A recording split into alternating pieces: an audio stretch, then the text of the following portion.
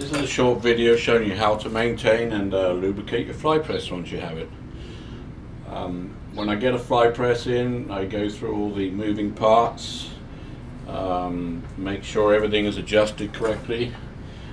This is a swinging block switch number 2 or 3. And this one, as you can see, has some backlash or backplay. So when I move the arm, the ram should respond right away, and it's not in this case, so we need to adjust that. I'm going to show you how to do that.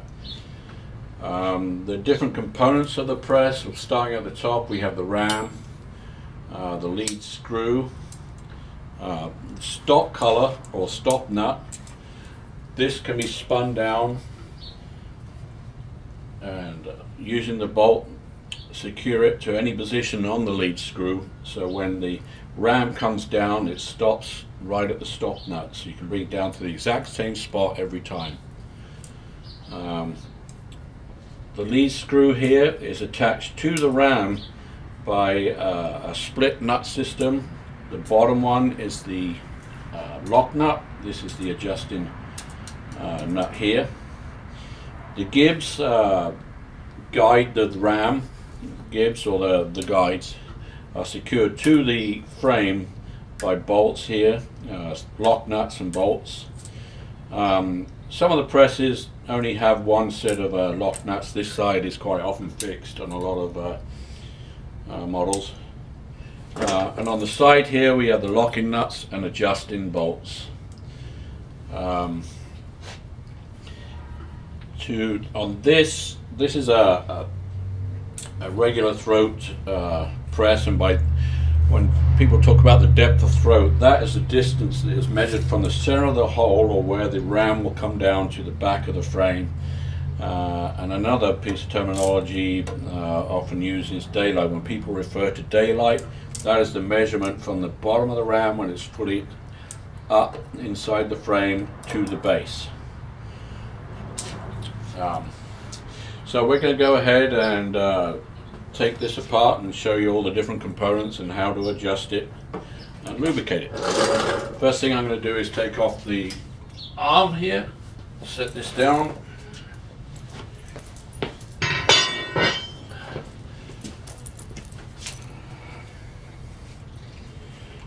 So first thing I'm going to do is undo the lock nut and split nut.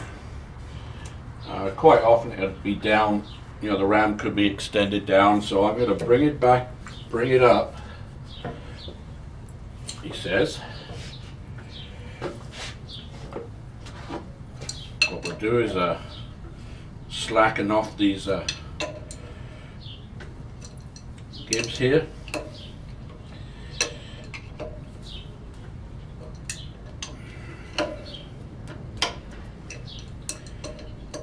Undo the lock nuts for the side adjustment.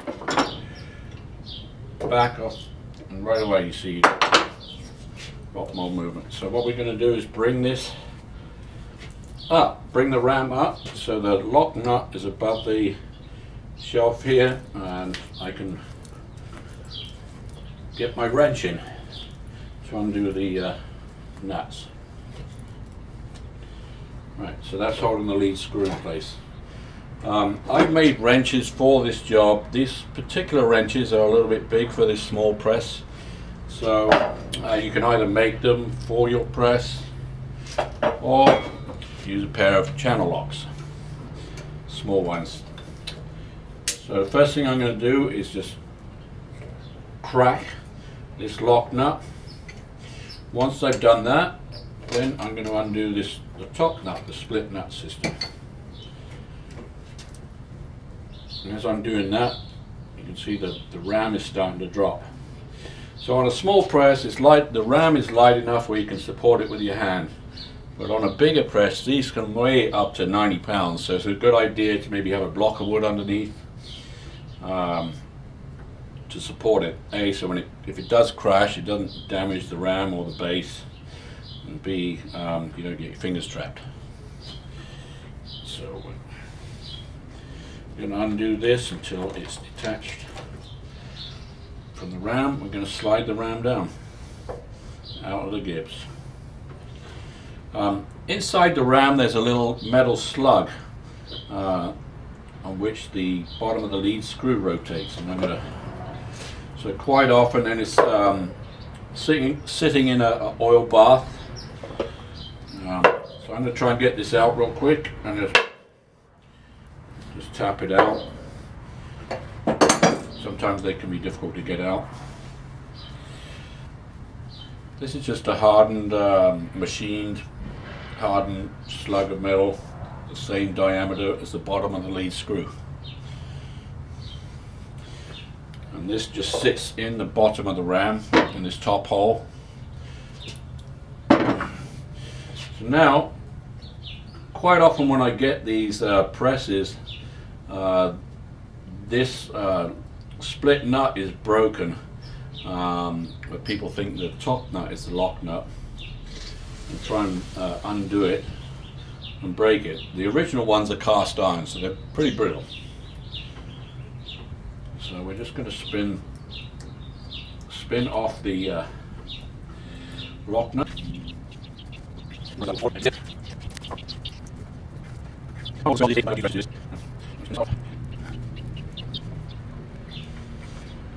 Just drops out, and then this split nut system just pulls apart like so. These two encapsulate this part of the lead screw that's been turned down and sits on this little shelf here, like so. So I'll go through this whilst I've got it off. I'll get the wire brush and clean all the threads. If there's any build up of gunk here, I'll clean it off. Put a dab of grease in. This one's pretty lubricated. So whilst this is off, it's probably a good time to lubricate your the inside of the gibs back here and the back plate. On a bigger press, sometimes it's easier to undo the gib and pull it all the way off, so you can pull the ram out and have better access to it. So before we put the ram back in, we're going to lubricate, put grease, just a little bit of grease on the gibs there. I'm just using regular bearing grease.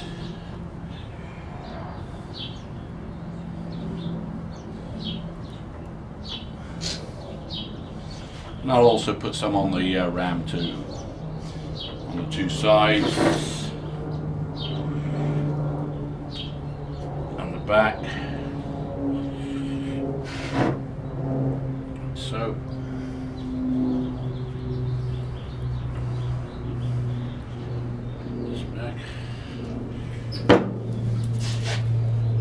The excess here. Yes, this can be a messy job, so a pair of gloves might be appropriate for this job. So we're going to put this back together. We put the two halves back, line the threads up. It's easy to have the threads off one, and the nut will still spin. So we line the tops up so everything's lined up.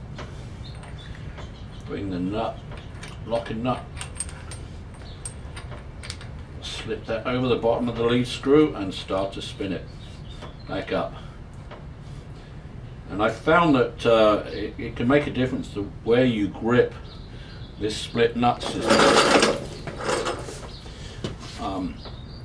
Because the two halves can move laterally like that, it can offset the threads a little bit, enough to cause this lock nut to bind. So the split is right here, so I'm grabbing the two halves and pinching them together, and that seems to ease the lock nut spin on. And these can be tightened even after cleaning, so don't worry about that. If you're able to spin it off, you can spin it back on. It might take a bit of time. So I'm taking this all the way up to the bottom of the split nut, like so. What I'm going to do is put a drop of oil in the bottom here,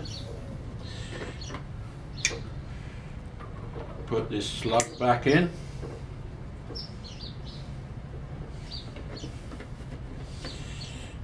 I'm just using regular engine oil. I've probably put a little bit too much. I'm going to pour some out here. You just need to put enough just to cover the slug. So now we're just going to slide that back up and start to spin this nut back down.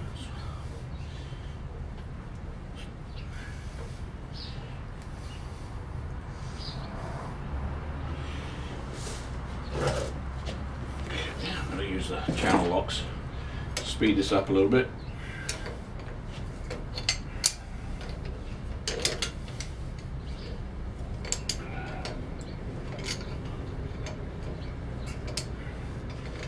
We're just going to spin this down until it bottoms out on the ram, the inside of the ram.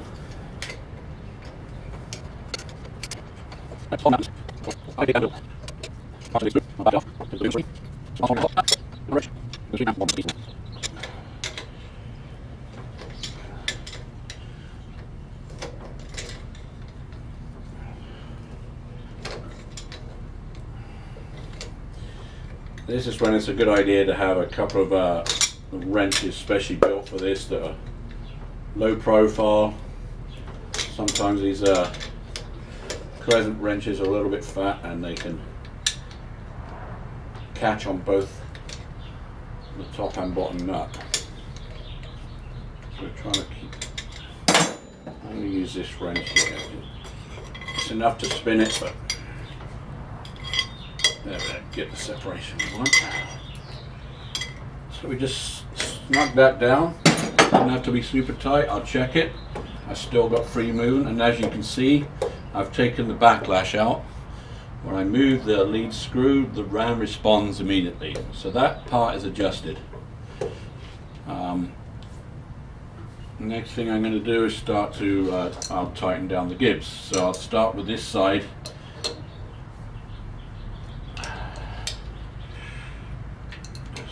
Snug that down.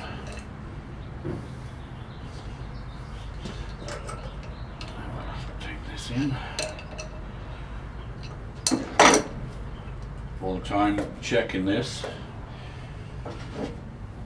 And what I'll do quite often is just hand tighten these, checking the movement. I might snug it down just a little bit. I can feel it's binding a little bit, I'll back it off. Same with this. Okay, whilst I've got that, I'll hold the tighten the lock nut.